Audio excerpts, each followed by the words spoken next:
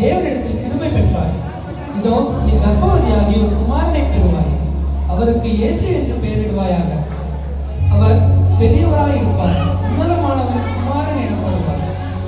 கர்த்தராகிய தேவன் அவருடைய பிதாவாகிய தாவீதின் சிங்காசனத்தை அவருக்கு கொடுப்பார். அவர் யாக்கோபின் குடும்பத்தாரை என்றென்றைக்கும் அரசாடுவார். அவருடைய ராஜ்யத்துக்கு முடிகிறார். இது எப்படி ஆகும்? நான் புருஷனை அறியேனே. பரிசுத்த ஆவி உன்மேல் வரும். உன்னதமானவரின் பலன் உன்மேல் நிலைநிற்கும்.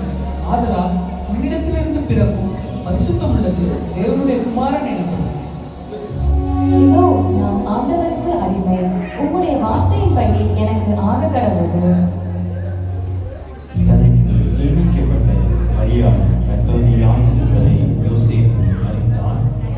ஆனால் யோசேப்பு நீதிமானாய் இருந்து அவளை அவமானப்படுத்த கண்டில்லாமல் ரகசியமாய் அவளை தள்ளிவிட யோசனையாய் இருந்தார். அன்று இரவு தேவதூதன் யோசேப்புக்கு சொப்பனத்தில் தோன்றி, தாவீதின் குமாரனாகிய யோசேப்பே, உன் மனைவியாகிய மரியாளை சேர்த்துக் கொள்ள ஐயப்படாது. அவளிடத்தில் உற்பத்தியாயிருக்கிறது பரிசுத்த ஆவியினால் உண்டானது. அவள் ஒரு குமாரனை பெறுவாள். அவருக்கு இயேசு என்று பெயரிடுவாயாக. ஏனெனில் அவர் தமது ஜனங்களின் பாவங்களை நீக்கி அவர்களை ரட்சிப்பார்.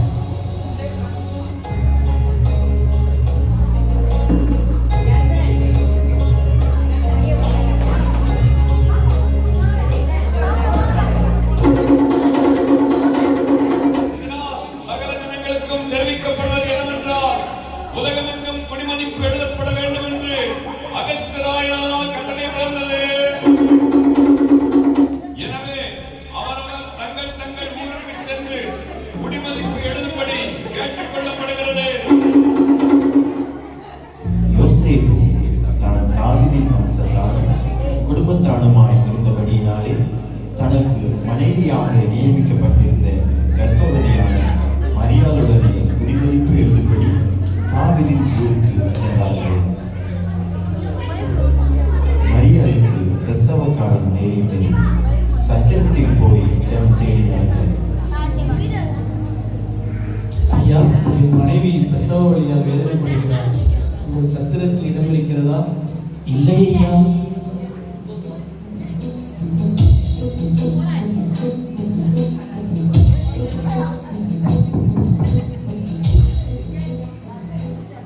ஐயா, என் மனைவிக்கு பிரசவ காலம் இருக்கிறது. உங்கள் சத்திரத்தில் இடம் இருக்கிறதா? இடம் காலியாக இல்லையே. சத்திரத்தில் இடம் இல்லாததினால் அங்கிருந்த மாட்டு தொழுவத்திற்கு சென்றார்கள். அவள் தன் முதற் பேரான குமாரனை பெற்றெடுத்தாள்.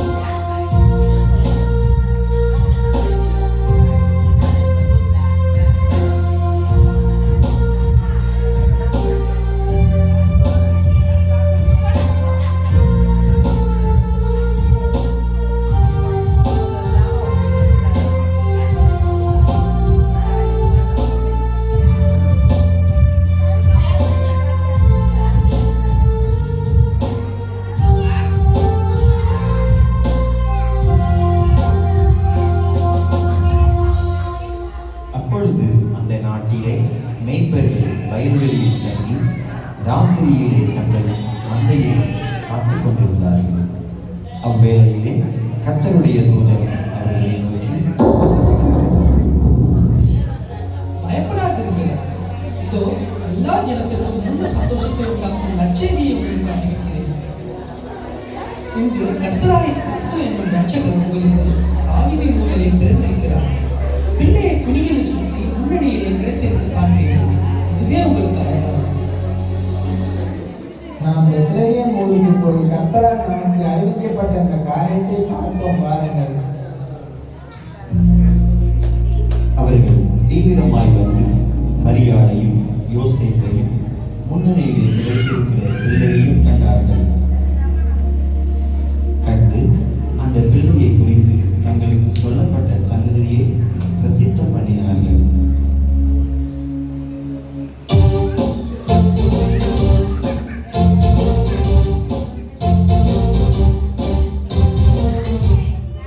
பெத்லகேமிலே இயேசு இருந்த பொழுது கிழக்கிலிருந்து சாஸ்திரிகள் அக்குழந்தையை குறித்து விசாரிக்க எருசலேமில் உள்ள ஏரோது ராஜாவின் அரண்மனைக்கு வருகிறார்கள். ராஜாவின் மால்கள் யூதருக்கு ராஜாவாய் பிறந்தவர் எங்கே? கிழக்கிலே அவருடைய நட்சத்திரத்தை கண்டு பணிந்து கொள்ளும்படி வந்தோம். என்னது? யூதருக்கு ராஜாவா? பிரதான ஆசாரியரே, வேதபாரகரே, எல்லாரும் இங்கு வாருங்கள், நான் விசாரிக்கிறேன். கிறிஸ்துவானவர் எங்கே பிறப்பார் என்று எழுதியிருக்கிறதை பார்த்து சொல்லுங்கள் எனக்கு.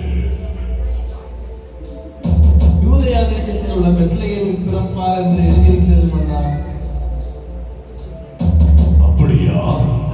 நீங்கள் போய் பிள்ளையை குறித்து திட்டமாய் விசாரியுங்கள். நீங்கள் அதை கண்ட பின்பு நானும் வந்து அதை பணிந்து கொள்ளும்படிக்கு எனக்கு அறிவியுங்கள். நல்லது, போய் வாருங்கள்.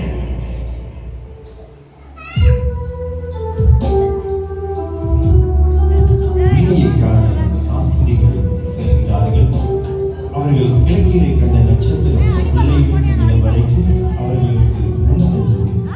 அவர்கள் அந்த வீட்டிற்குள் பிரவேசித்து பிள்ளையையும் அதன் தாயாகிய மரியாளையும் கண்டு சாஸ்திராங்கமாய் விழுந்து அதை பணிந்து கொண்டு தங்கள் பொக்கிஷங்களை